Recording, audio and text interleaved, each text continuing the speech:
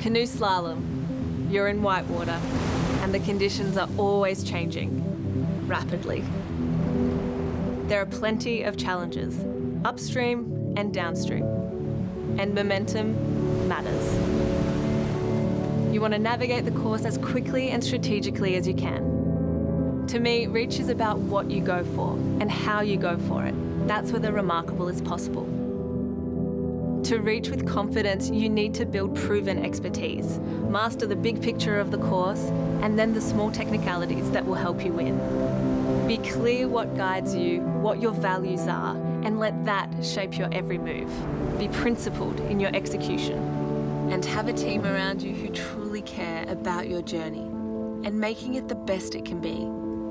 A personalised experience. Then, together, reach for remarkable.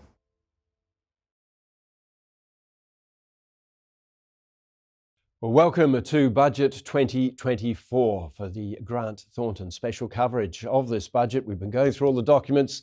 We've been talking to the Treasurer, at least I have last night in Canberra. We've been doing all of this so that you don't have to. And over the next 2 hours, we're going to try to give you the full overview of the politics, of the economics, of what it means for your business from what is a really intriguing economic document at a time of great change, and also at a time when we're looking very much to an election in the next 12 months. Let me start, first of all, by acknowledging the traditional owners of the lands on which we meet. And for us here, it is the Gadigal people of the Eora Nation. And I pay my respects to the elders past, present and emerging, and celebrate the diversity of Aboriginal peoples and their ongoing cultures and connections to the lands and waters of New South Wales. You can submit your questions. You can do it via the Q&A panel on your screen, and we will have time to go to some Q&A a little later on in the session. Feel free to add your questions as we go through, as the ideas and as the queries come to your mind. We'll do our best to answer live. We'll get back to you via email if we don't get to you live during this session. You'll also find that this webinar platform allows you to customize your screen, so feel free to move or change the size of any of the windows that you see in front of you. Let me introduce myself. I'm Hugh Riminton. I'm National Affairs Editor at Network 10. I've been covering budgets for a good many years. I'm formerly a political editor for the network and former host of the political program Meet the Press and various other shows on radio and on television. Joining me is once again Bessa Dedder, who is the Chief Economist for St George Bank and has many roles, in fact, within the Westpac group. She was appointed Chief Economist at George Bank in 2008. A role which saw her become the first female chief economist at an Australian bank. And she's subsequently been appointed as a chief economist with the Westpac Group in 2009, a key spokesperson on the economy and financial markets. She manages a team of economists, as you'd expect. And before this, she's had specialized roles in fixed income, currency strategy, macroeconomics, and equities at the Commonwealth Bank, and we're very glad to have you back, Bessa, as a regular in these sessions. And Jared Griemer is a partner at Grant Thornton, specialising in corporate finance, over 17 years experience in that field, specialising in transaction advisory services, and he's worked on a large number of financial due diligence and other advisory assignments for private equity, corporate and banking clients involved, particularly in mergers and acquisitions. Well, let's start with a look at what this budget was, and if I may, I'll begin. And may I say that it's an oddly unsatisfying document, at least from my perspective, because it seems to me that there are cross-purposes between the politics and the economics in Budget 2024. Plainly, the government has been listening to people's concerns, very real concerns about the steepling cost of living, high interest rates, the strains on household budgets. And so we've seen a whole range of measures that are designed to help people get through their daily lives, many of which, of course, have previously been announced. And the largest is the revamped version of the Stage 3 tax cuts, $20 billion in the budget. Every Australian taxpayer gets a tax cut under this move, which has proven to be a popular shift from the Albanese government in tweaking it this year to help more people at the lower end of the income scale at the expense of some of those at the top end of the income scale in terms of tax cuts. We already knew about that, of course. That was announced before the budget. We've also seen some relief for people with their HECS debts, a change in indexation. That'll save the average person carrying a HECS debt about $1,200. There are 3 million people in that category, so that's relief for those people. That is also disproportionately, as the government points out, women who benefit under that scheme. The Commonwealth Rent Assistance has been further lifted. That's $1.9 billion, and that helps about 1 million people with rents, one of the big stories of our times. The big deal in the budget, the element that was new, is a $300 one-off energy rebate that will come from July. That costs $3.5 billion. This was the big announcement on the night. In practical terms, most people who pay their energy bills on a quarterly basis will get $75 knocked off their 4 quarterly increases over the course of the next 12 months. So it doesn't come entirely from July, and that matters because of the potential inflationary impact. The Treasurer says that this puts downward pressure on inflation. We'll hear more from Besser about how true that is in just a moment, because some economists say that, in fact, because it's not particularly targeted as a measure, it just releases more money into people's pockets. They will go off and spend that, and it has that inflationary effect just the same. One of the key things that it does is that it enables the government to keep a promise.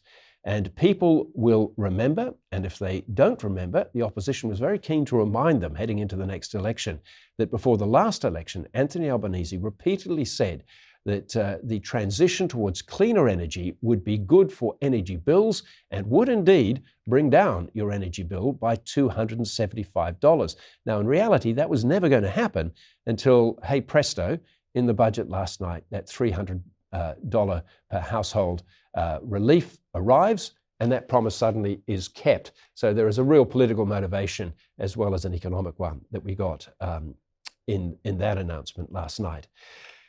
One of the things which is going to be controversial, and we're going to pick our way through that, is the Treasurer's assurance that according to their assessments in Treasury, inflation will come down to the target band.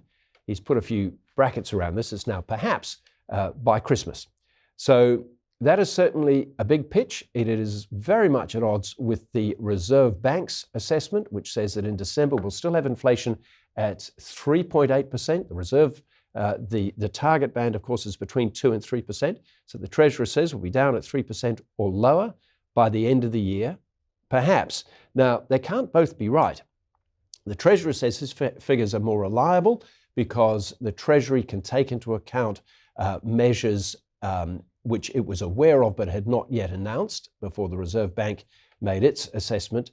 Now, maybe so. The major new announcement is that one on the power bill, $3.5 billion. Is that enough to make such a big difference? It matters politically more than anything else, because if he hasn't got inflation down towards the target band by the end of the year, he will be punished, as that will be seen to be, yet another broken promise.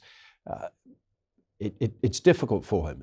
The question that I put to the Treasurer last night was, does that mean that interest rates are going to come down by the end of the year? He wasn't going to get caught on that. And in fact, in the budget documents, there is not an expectation that interest rates will start to fall until the middle of next year, which tends to reinforce the doubters who say that they don't believe that this is going to bring down inflation at the rate that the Treasurer has indicated that it might come down. So what has this all done to inflation? We've seen a number of economists saying this actually, taken as a whole, makes it harder for the Reserve Bank to bring down interest rates. This is a massive political issue, as well as, of course, an issue that just lives in the reality of every household, every business across the country. What does it say about election timing? We've heard from the Prime Minister that he expects an election in May of next year, and we've been told that there would be another budget brought forward to March ahead of a May election. In other words, they would go absolutely to a full term. My guess is that that won't happen. They won't want another budget before the election. They've brought in a surplus of $3.9 billion last night for this financial year. But from then on, it is deficits way off into the future, $122 billion in deficits over the next 4 years. And so, if interest rates haven't started to come down and they were still waiting for that, it's probably better to go with an election, I would have thought, in April and get that out of the way. And before I go to our guests here, I'll also just go to the big vision picture that we've got from the Albanese government. This is the Future Made in Australia measure, $22.7 billion over 10 years, only $4 billion of that in the forward estimates. That's over the next 4 years.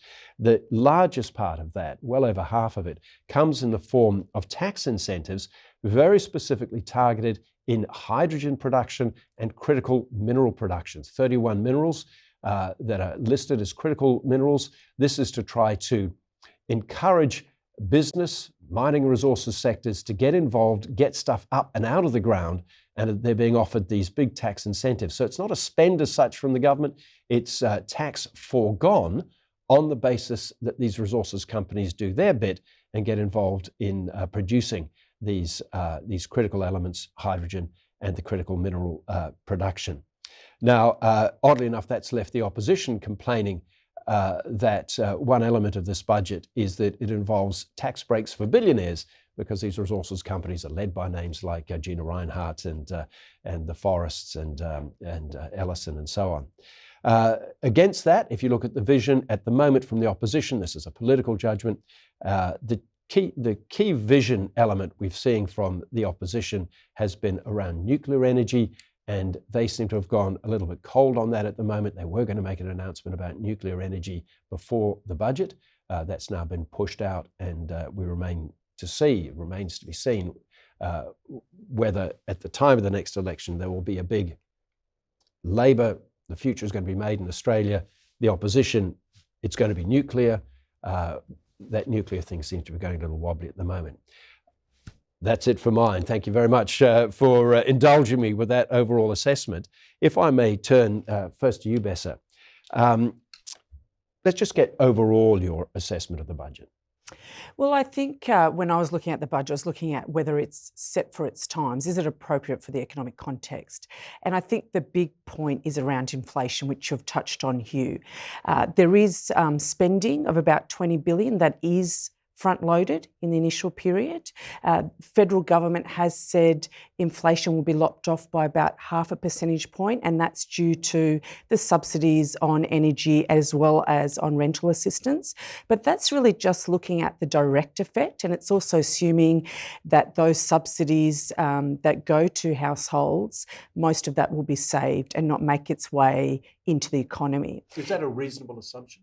Well, I question whether that's altogether reasonable, because given that the energy assistance will be provided to all households, including high-income households, well, you'd expect that some of the money that's handed out may make its way into extra spending in the economy, which means that perhaps inflation won't fall down as fast as what is expected. Now, the federal government's betting on inflation returning to within the band, or rather falling to 2.75% in 24-25.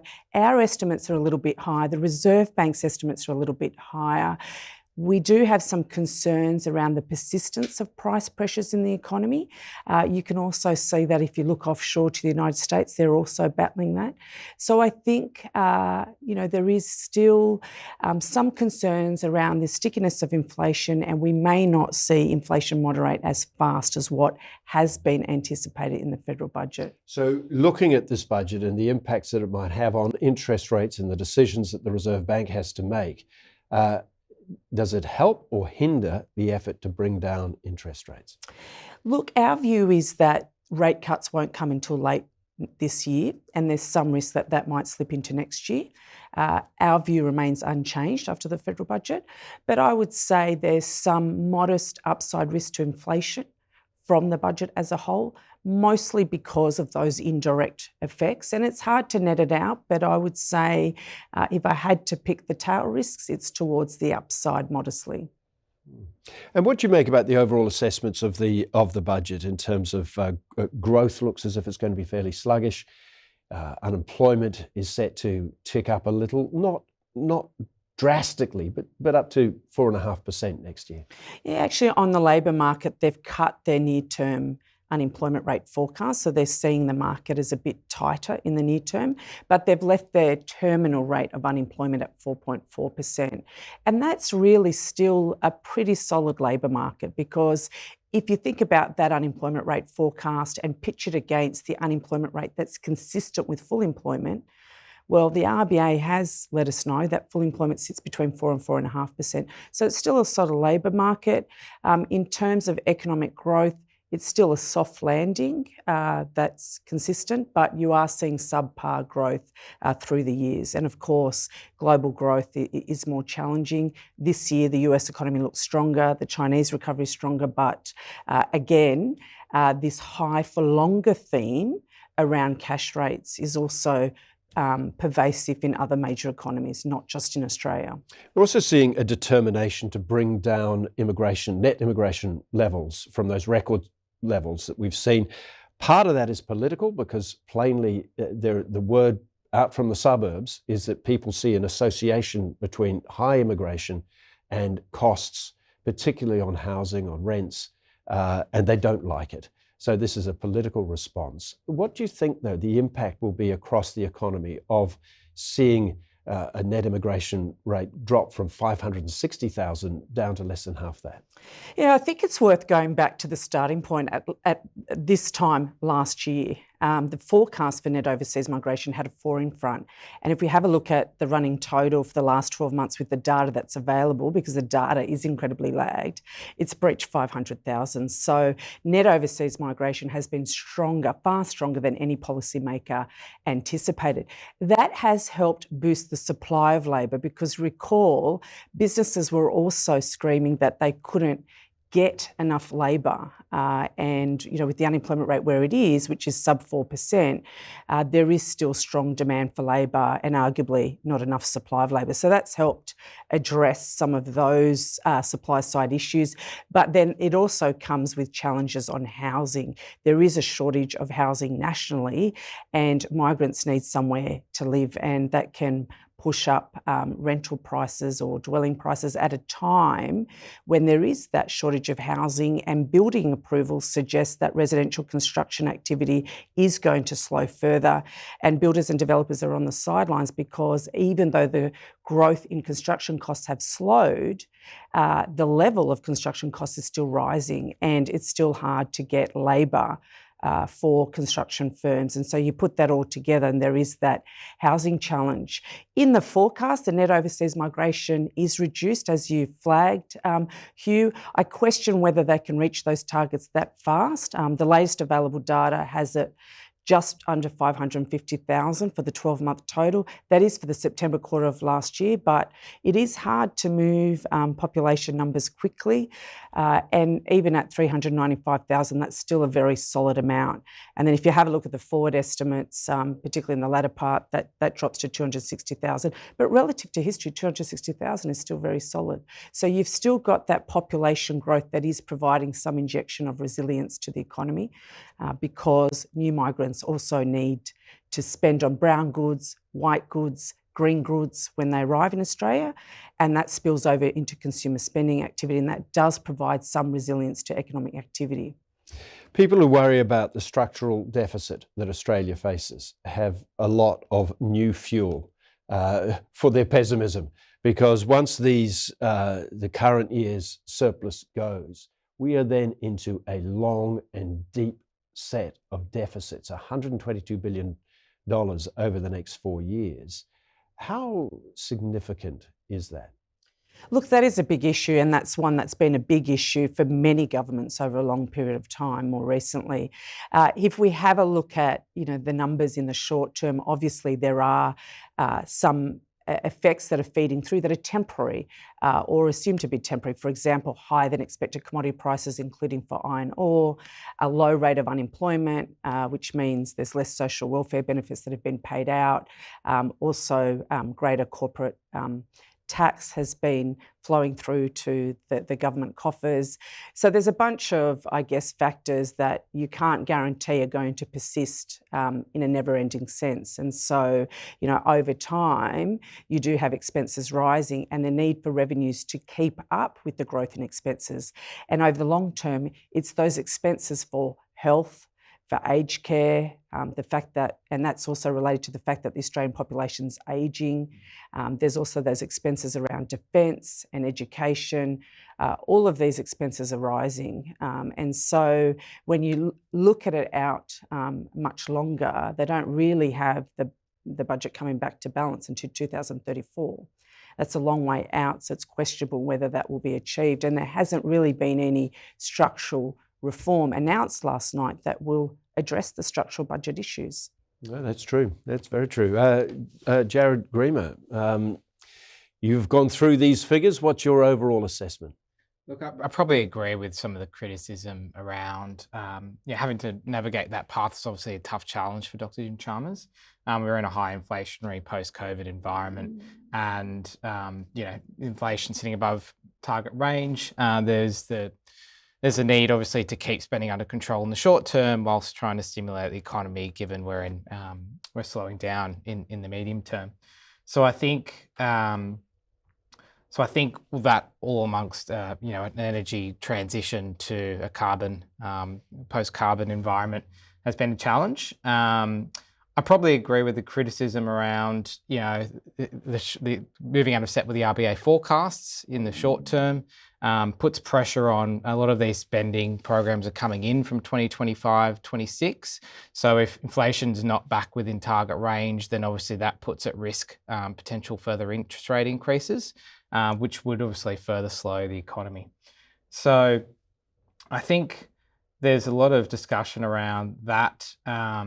I think some of the broad-based stage 3 tax cuts, I don't think we saw a brave enough government to walk back from that post the election, which has meant that income tax cuts are across the board. There have been tweaks to try and make more of that towards the lower and middle income band, but different approaches such as low income tax offsets perhaps could have been more targeted again. And I think over the long term, there still are the structural issues that sort of Bessa mentioned. There was nothing particularly brave in last night's budget. We've talked about GST reforms. The OECD countries average is at 19.2%, and we're still at 10%. There's kind of many other areas that there could be reform. For example, around CGT that sort of we didn't really go into last night, and some tax colleagues following this session can talk more to that. But courage deficit, I think, is what you're talking about there. Yes, a political courage deficit. That's right. But probably the area I want to focus on is around business and broad-based business. We didn't see a whole lot around business incentivisation in last night's budget. And businesses out there, which is the largest employer in Australia, they're doing it tough for a number of reasons. They're obviously challenged by increased cost of doing business, seeking funding to continue investing and keep up and on the world stage with innovation, and also keep up with the significant and increasing regulation coming in over the last 12 months and more so around this budget time. So there's plainly a lot of money there in tax incentives if you happen to be investing in these green technologies for a transition into a cleaner economy. This is the effort to try to make Australia a global renewable energy superpower, and you can see why that argument is a good one. But is your argument that if you take that lens away from that specific part of the economy, there's not a lot for business in terms of incentives to do things? Yeah, I mean, the carrots are very concentrated in a narrow set of subsectors. Big carrots, but in a narrow place. Yeah, that's right, in a single place. Although there'll be some businesses, arguably, that will benefit, like some downstream businesses. The future made in Australia is obviously probably targeting more bigger businesses in those targeted areas, but then presumably there will be some knock-on impacts to other businesses in the downstream industries. There is the instant asset write-off for small businesses. They did announce that that's been extended for another 12 months for things like machinery, software or car The last vehicles. version is still held up in the Senate because the coalition wants to make it more, wants to make it bigger for a larger range of businesses, up to $50 million turnover. So they haven't even got last year's through. Yeah, that's right. And it is capped at $10 million turnover. Yeah. That's right. It's quite nominal in overall dollar terms, I Yeah. think. I mean, the R&D tax incentive, we kind of always nervously wait as an accounting firm to there's no change. There were no changes, moving backwards from that, but there's certainly no progress forward to kind of sprinkle more incentivization on a broad-based approach. Because if you step back and look at business productivity, it's not materially moved since 2016. And the Business Council of Australia has come out and said that we've moved from 19th to 4th in competitiveness on the world stage over the last 15 or so years. So certainly lots of challenges for businesses to keep innovating in this environment. And we talk about the green economy, environmental, social and governance, reporting frameworks are coming in. And whilst the immediate sort of 1 July 2024 reporting or financial year reporting only comes in for very large organisations, what we're going to see is a flow-on effect of that, because if you supply into a $500 million turnover business or more, or you want to go and work on government construction projects worth over $7.5 million, or provide IT services or hardware or furniture over $1 million, you're going to need to report into them with a lot of granularity, which basically is at that reporting framework. So, lots of incoming regulation. So lots of sticks, obviously not so many carrots. Well, one question that's come in is the Treasurer has said that the reduction in the inflationary effect from the power bill changes, which he claims is a real thing. One of the benefits of it is that it psychologically shifts people's minds to expect lower levels of inflation. And the Reserve Bank has talked about this as well. Do you think that you're feeling, particularly in the business world, that the ability to put up prices because there is an expectation in the marketplace that prices are going up, that psychological inflation, that there has been a shift there? Yeah, look, I think the door's been somewhat open in that respect for businesses over the last 12 to 18 months in particular. It's been easier to charge more or to pass on prices because there's an expectation. Well, I wouldn't say it's been easier. It's always difficult to negotiate these things. But certainly, I think the press has been out that there's reasons for businesses to be doing that. So I guess the conversation's been an open one and not a surprise. Is what we've been seeing. But I think that door is slowly closing. A lot of the salary inflation that had come through, it's probably peaked, over about a year ago. And so, there still is salary and, inflation in the marketplace, but it's kind of, reached that point where, the price increases have come through for it. So I think businesses, and this is why I'm really focusing on the innovation point, I don't think they're going to be able to blindly turn to their customers and pass on these cost increases. I think they're going to need to rely on innovation. I'd agree with that. We are seeing a little bit more of a margin squeeze come through, particularly for some industries. So, when the inflation rate was up towards its peak in late 2022, and then through a lot of 2023, it was an easier environment for businesses to try and put up their prices to deal with those cost pressures. But I think there has been a shift through this year. The Reserve Bank's obviously watching inflation expectations over the medium term very closely. And if that was to de-anchor, then obviously that could lift the risk of a further rate rise. In our view, the threshold for another rate rise remains very high.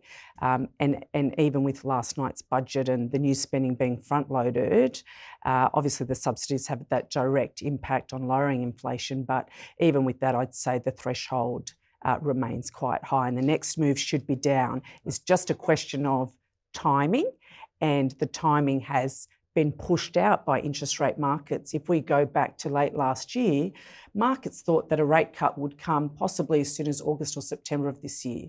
You now look at market pricing, that is interest rate swap markets, and then actually not anticipating a rate cut now to arrive or not be fully priced for one until the middle of next year. So there's been quite a dramatic shift. It's probably not going to be as late as June next year, but then, as soon as the middle of this year or close to it was probably too early.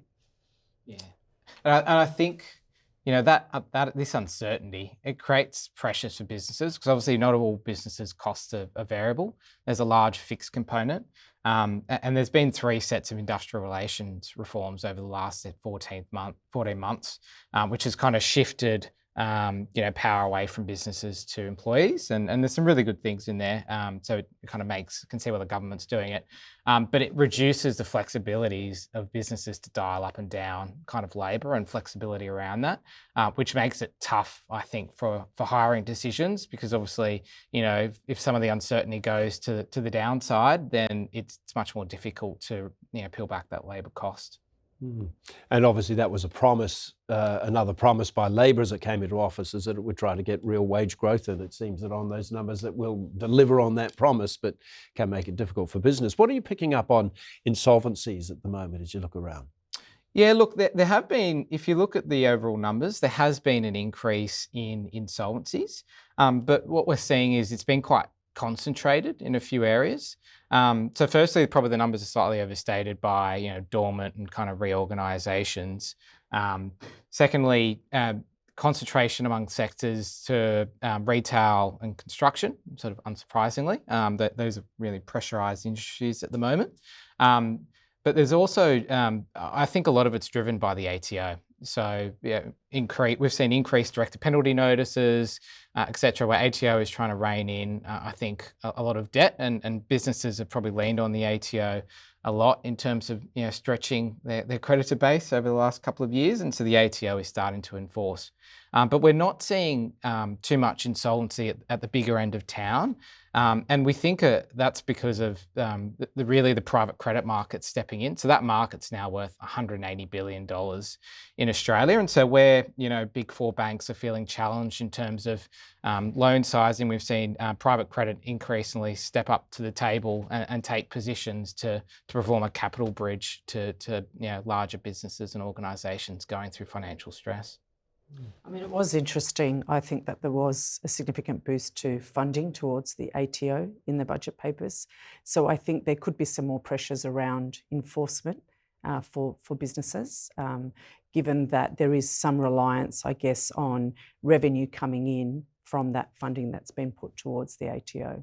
Interesting, because there's another new policeman on the block as well. $500 million has been assigned to look for rorts in the NDIS.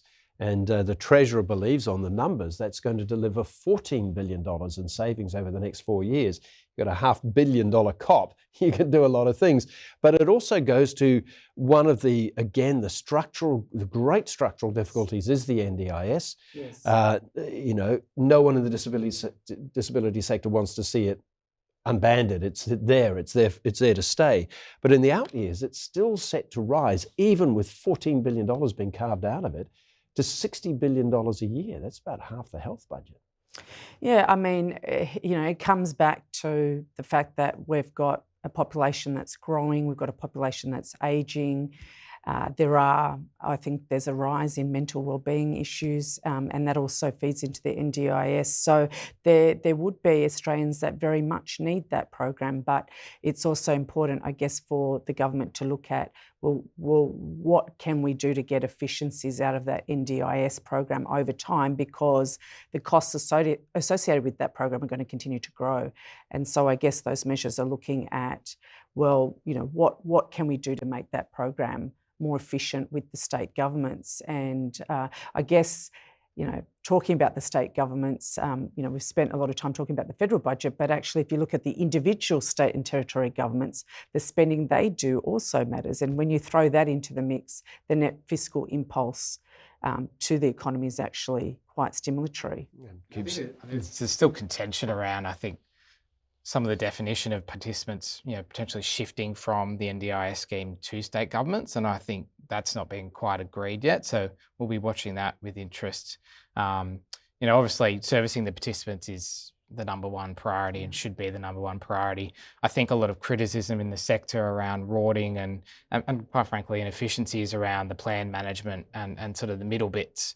So I think they're trying to make it more direct to participants and tighten in that sort of middle ground. I mean, if they're looking to carve out $14 billion, that is by inference an enormous amount of, I don't like to use rorting, others would use the word rorting, some of it unquestionably is rorting, but plainly it's people taking advantage of a great pot of money, and that's going to have to be reined in, or otherwise the thing probably will fall over. I guess if they don't make that work, then there's going to have to be cuts elsewhere.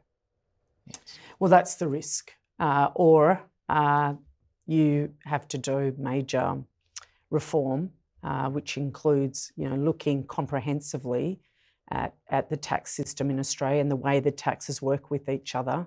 And I guess the elephant in the room is that you could expand the GST, so that's more efficient, compensate the lower income households for that expansion, and perhaps lift the GST, and also move to a system that is not as reliant on income tax. Because Australia as a nation, particularly compared to OECD countries, is very reliant, overly reliant on income tax, I think, compared to consumption tax. But, as we've seen for a long time, I mean, the Ken Henry tax review was done over 20 years ago, that there has been a reluctance on both sides of government. There's a lot of dust piling up on that document. Yeah. Bold reform. And it's hard, right, because it's fraught with political risk.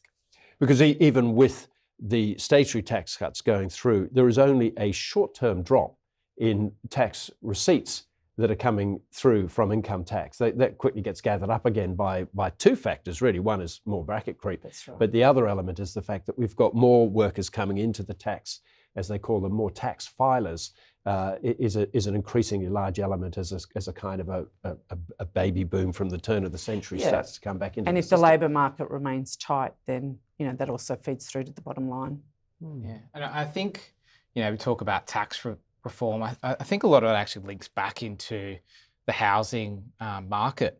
Probably the states in varying degrees have talked about stamp duty reform, which sort of reduces the flexibility at the moment of sort of moving up and down the kind of housing scale for different generations. I think there's that piece, and then the negative gearing and CGT conversation. There were numbers thrown around $60 billion, which potentially could be provided into the tax system over the next 10 years, potentially take heat out of the housing market. That's obviously very politically fraught in navigating the voter base with that. So we've not really seen anything there, and they've not been brave enough to go near it.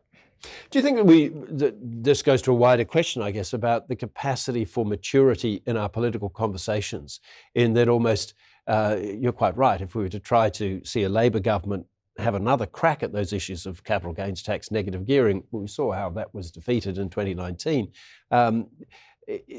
you can almost see the saliva flowing from the mouth of the opposition if they were even to think of it, because and that's the issue, right? And you also had John Hewson with the Mike Willesee interview with the birthday cake. So they serve as reminders that it can be really hard to pursue bold tax reform or reform of any nature, and that you might not be rewarded by the political class when you go to the election.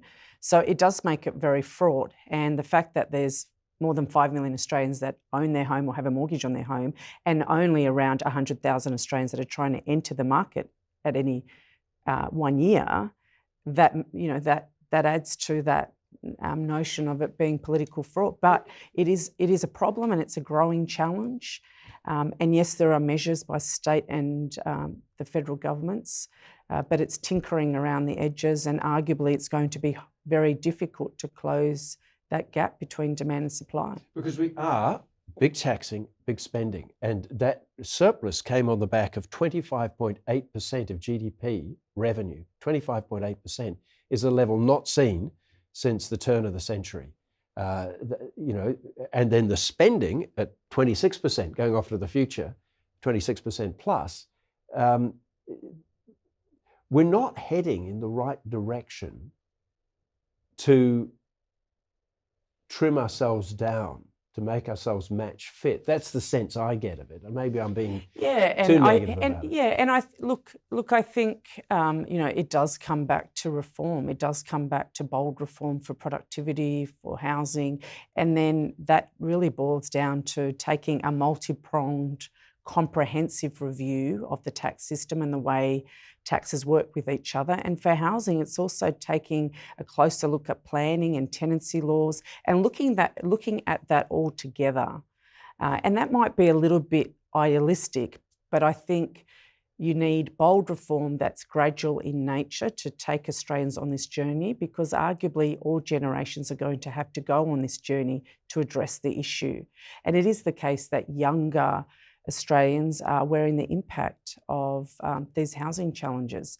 Or if you're a retiree and you don't own your own home, you also wear a bigger impact, because the social welfare system assumes that you are going to own your home when you retire. So it's a big challenge, and that's why we're also seeing this rise in homelessness.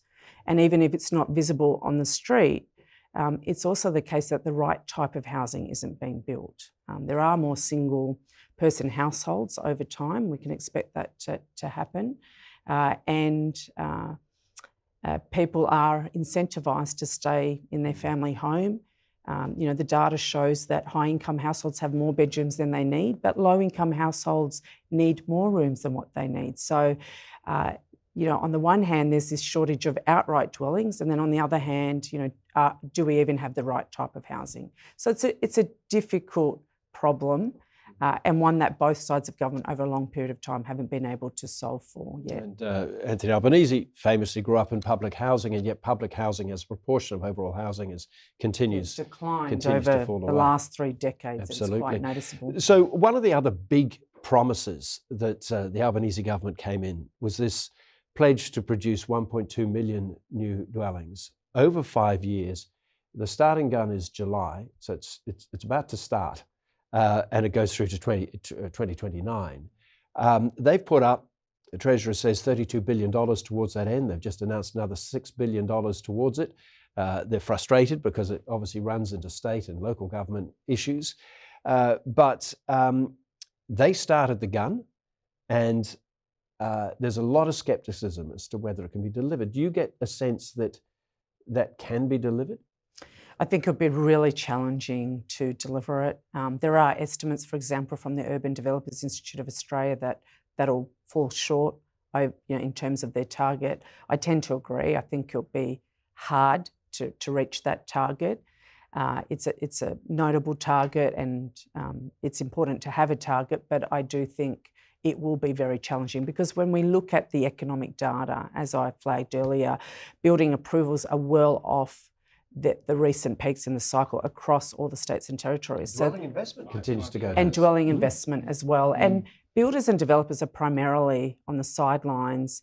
It is, the shortage is more acute in some parts of Australia than other parts. So, for example, metropolitan Sydney, metropolitan Brisbane, southeast Queensland, Perth, Adelaide have more acute shortages, say, relative to parts of Tasmania or Northern Territory or the ACT. But collectively, there is that challenge. And with builders and developers on the sideline, and with building approvals telling us, because they're trending down, that they will most likely remain on the sidelines, at least for the next 12 to 18 months, then it gets harder to close that gap that exists between demand and supply. Yeah, we're crawling off the start line at 5-year cyclical lows of building approvals. And the government has tried to tackle it through giving more housing, development powers, approval powers to state government. But obviously some of the local governments are fighting that. Ku-ring-gai we've seen take the state government to court. So I think there's, ideas out there, whether it can flow through from concept to reality fast enough is probably the big challenge. And at the same time, labour shortages have been quite critical. There's $88 million towards boosting skilled workers.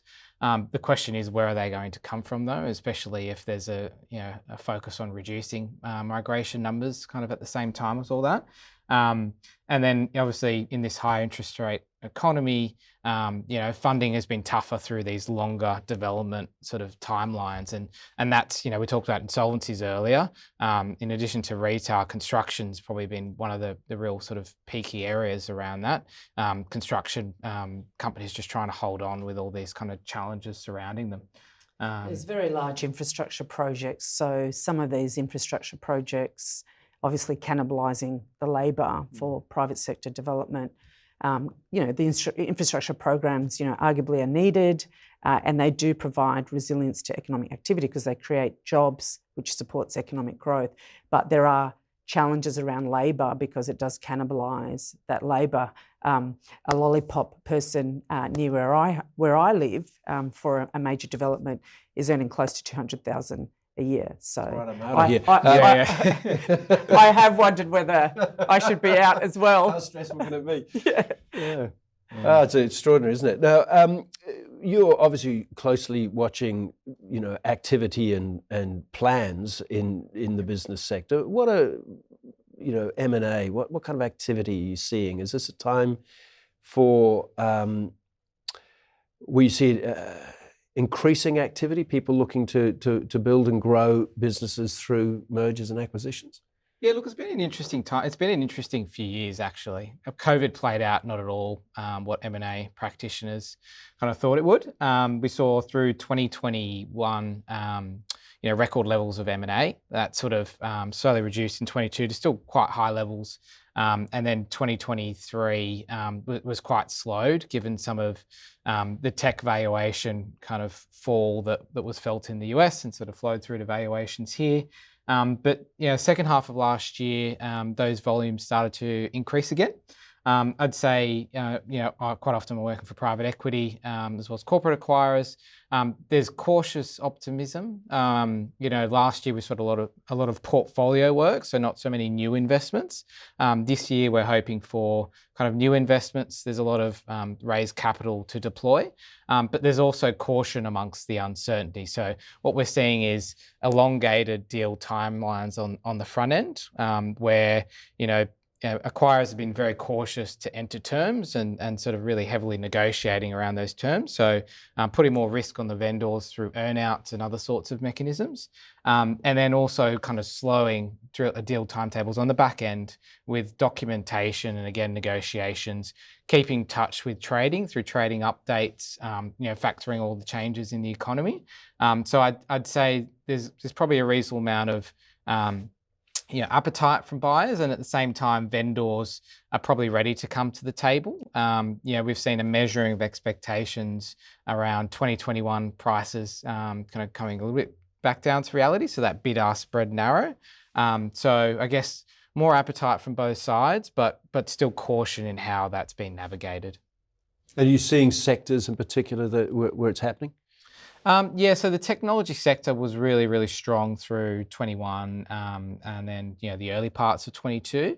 I think they came off somewhat with the valuations, but we're still seeing, quite good inbound interest in that area, and as well as from local financial buyers who have sort of got their head around that marketplace now. So that's still sort of progressing with pace.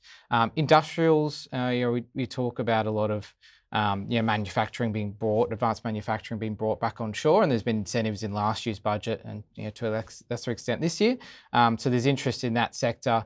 Health has been quite tough to navigate with some of the changes kind of happening around the NDIS and the primary care sort of market.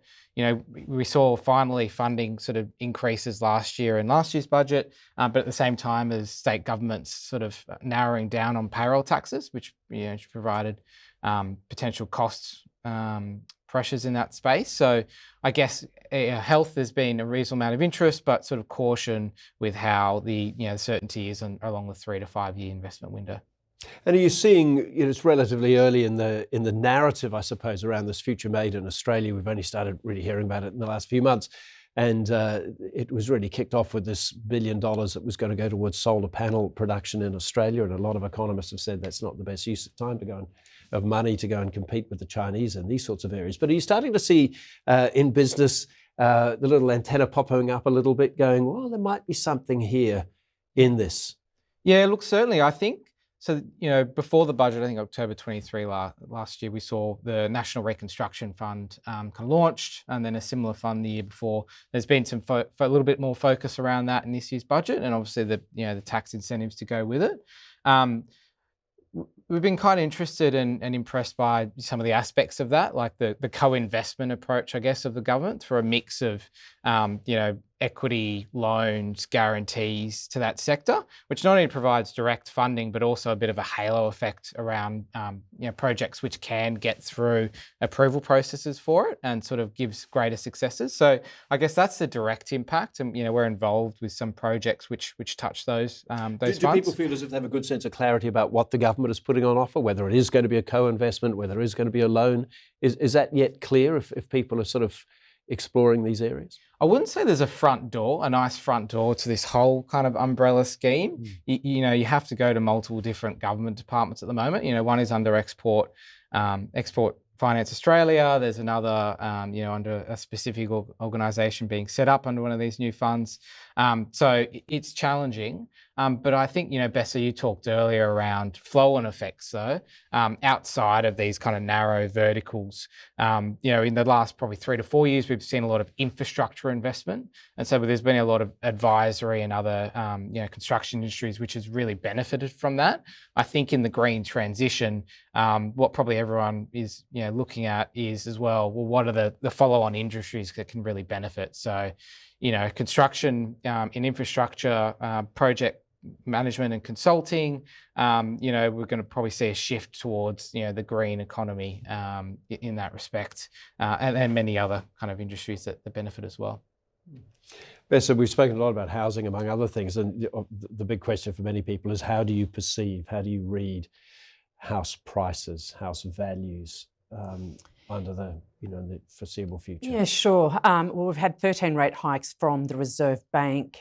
We do think the next move will be a cut, but it may take time to flow through.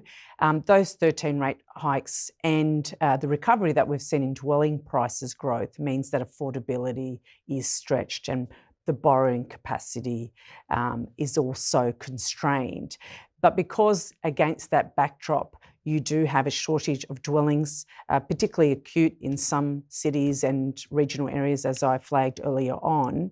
And because the net increase in net overseas migration will remain solid, even if it comes down to 395,000 as flagged for the next financial year in the federal budget, that's still a very solid number relative to history.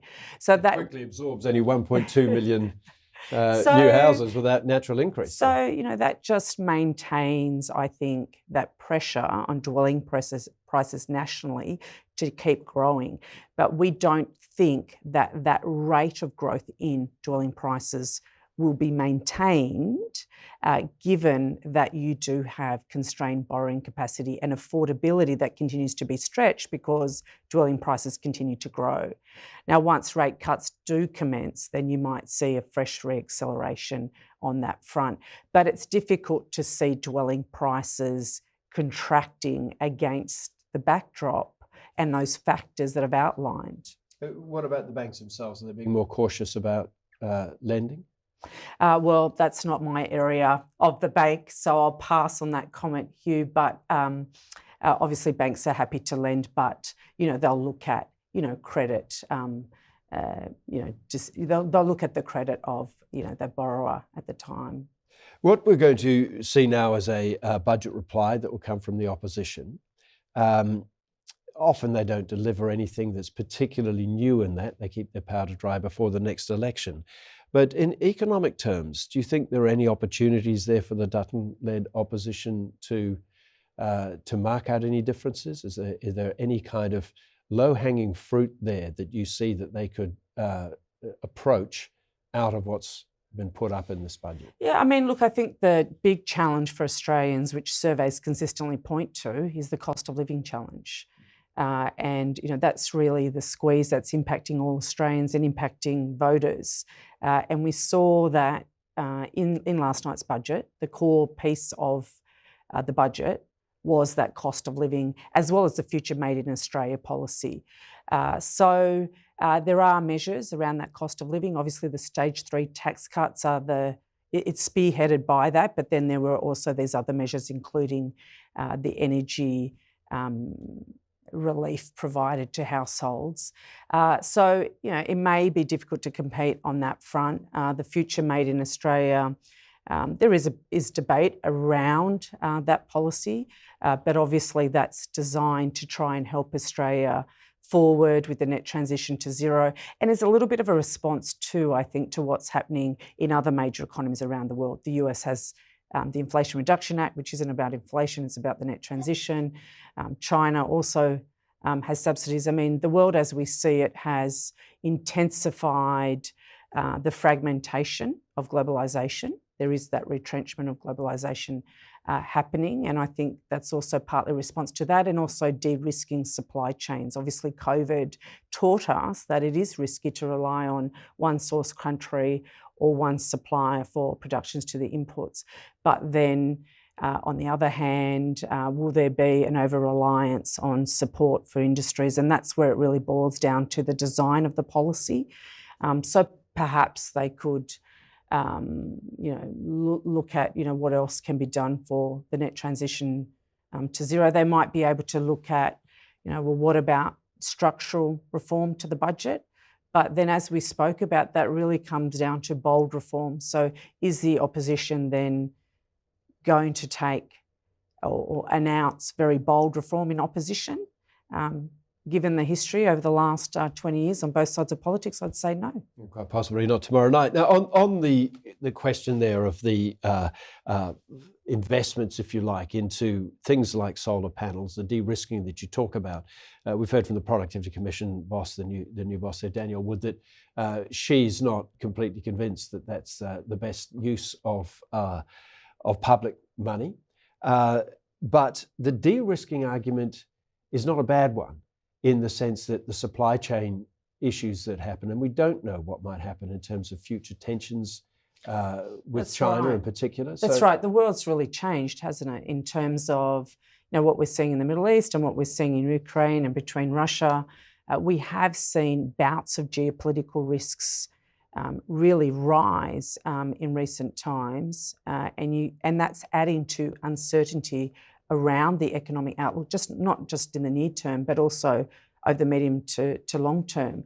When that conflict began between Russia and Ukraine, we saw that the response by governments around the world was to lift their spending on defence budgets, where for a long time before that, the trend had really been by major economies to reduce defence spending budgets.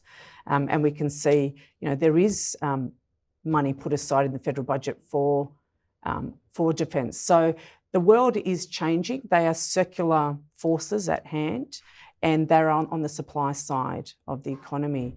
And again, they feed through to the structural budget. In terms of the economic outlook, it may mean that where the neutral rate for the cash rate, the neutral rate is if you think about a manual vehicle, where you put the gear into neutral, so you're not tapping on the brakes and you're not tapping on the accelerator. That neutral rate actually might be higher. Economists like to call it R star. It might be higher than what it was in the period between GFC and COVID. Because of these secular forces, the fact that major economies around the world are experiencing an ageing of the population, a drop in the fertility rates, higher geopolitical risk, an intensification of the fragmentation of globalisation, and also weak productivity in the major economies. We're seeing a bit of a turnaround in the United States, but by and large, major economies are still grappling with weak productivity. So it suggests that even a well-run economy is going to be tougher to prosper in, because there are so many headwinds. Well, it means that it becomes more important to try and turn around productivity, to try and grow productivity so that our living standards don't drop. And there might be a place also for innovation and technology. One of the factors that's speeding up uncertainty is also the developments with AI. but it also has the potential possibly to improve productivity. But what these secular forces are doing is we're seeing that there is the potential for global growth to be as much as 1 percentage points weaker in 5 years' time. And what the International Monetary Fund have said in their most recent publication is that medium-term projections for every year since the GFC have been lower. And so this is also the backdrop that the federal government has had to frame its budget in terms of the medium term to long term. So it's challenging. Yeah. By the way, if you try to send through your audience questions, I do apologise, they haven't been coming through to me. We will try and respond to you by email afterwards, and my apologies for that glitch in the system. In summation, what is your sense of the difficulties for business in Australia and the degree to which this budget has helped or not helped? Yeah, look, I think, just echoing our earlier comments, there's been an increasing amount of regulation through, ESG, industrial relations, some of the areas around M&A, such as Foreign Investment Review Board, which has made investment tougher in some ways, and then more recently ACCC and merger laws. So an increasing regulatory backdrop. And then only really quite targeted business incentives in some of the sectors that we've talked about. So I'd say businesses are going to be challenged and haven't seen a particularly large amount in last night's budget, which helps them. From a consumer standpoint, the jury's out whether the stage 3 tax cuts will flow through to businesses. When there were increases when there were tax cuts in FY 2006 and FY 2010, that didn't really translate into increased retail growth. It did help some of the hospitality parts. So we'll see what demand does. I think with this probably inflation and interest rate battle over the next year. But I'd say overall businesses are probably left a little bit wanting. And so with the stage 3 tax cuts, if it's not flowing through to business, what are people doing with it? Paying off the mortgage and increased interest bill was probably one of those. And then, probably hospitality may be a slight beneficiary. But yeah, right, I'd say the interest bill and increasing housing costs is probably sucking up a large portion of that. Any final thoughts, Mesa?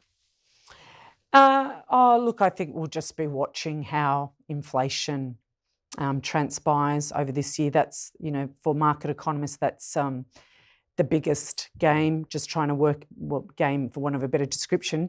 But what I mean is that's what we're keeping a close eye on, and when that rate relief will come for Australians. It is important for cost of living pressures, which is the number one issue for Australians, for inflation to continue to moderate and return to the Reserve Bank's target band. And when it does that, then you can expect that there may also be rate relief. So we'll be watching the bits and pieces of data, both domestically and globally, around what it means for inflation going forward. So we've talked a lot about the domestic, political and the budgetary impacts on inflation. That's really where our focus has been. What global risks do you see on inflation that still exists? We notice, just for one thing, that Russia appears to be making further advances, new advances into Ukraine. So there are things in the world that haven't stopped and which present all kinds of threats and have presented all kinds of threats globally to inflation. What other sort of dangers do you see that might still exist out there? Yeah, I guess it comes back to the debate between, is it higher for longer? So, for example, in the United States, will rates need to go up again? And that remains the world's major economy. Or is it high for longer? And we tend to think for the United States and also to Australia to a lesser extent, it's high for longer. There will be other major economies around the world that will deliver rate cuts sooner. For example, we think European Central Bank will probably deliver around the middle of this year rate cuts. Now, global growth looks a bit better this year, thanks to the resilience in the US economy and the Chinese recovery. But as I mentioned, around those secular forces in the economy, it does mean that growth may be a bit more challenged over the medium term.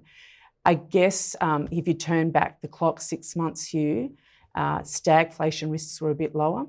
It's not our view that there's stagflation, but if you think about the outlook, there are concerns that perhaps inflation is a little bit more persistent as you get closer to the target, as we've seen in the United States, so watching that very carefully. But then there's greater pressure, downward pressure on growth because the cash rate's staying high for longer. And so you get weaker growth outcomes, slightly higher inflation. And so, central banks are almost becoming stuck between a rock and a hard place. And we have, of course, an election in the United States coming Well, the end of the year. I was going to say there's more than 50 elections around the world, but the only one we're really talking about in a big way is, of course, the November election. And, there is a good probability that Trump might be re-elected. And we know from his past presidency that did come with greater tensions between China and the United States. And then what does that then mean for supply chains? And what then does that mean for geopolitical risks? And I think as we get closer to November, we are likely to see uncertainty rise among investors as we get closer to that date. If we look at equity markets in particular, volatility is incredibly low given the uncertainties that we've talked about. So potential for greater swings in share markets, I think, lies ahead of us. Choppy water up ahead. Bessedetta, thank you so much for your insights today. And Jared Griemer, thank you so much for yours. Now, please stay online as we move on to our next session with Grant Thornton tax partners Daniel Cave, Christine Cornish and Anika Reside as they dive into the tax implications for your business as a consequence of Budget 2024. I'm Hugh Riminton. Thank you for joining us today.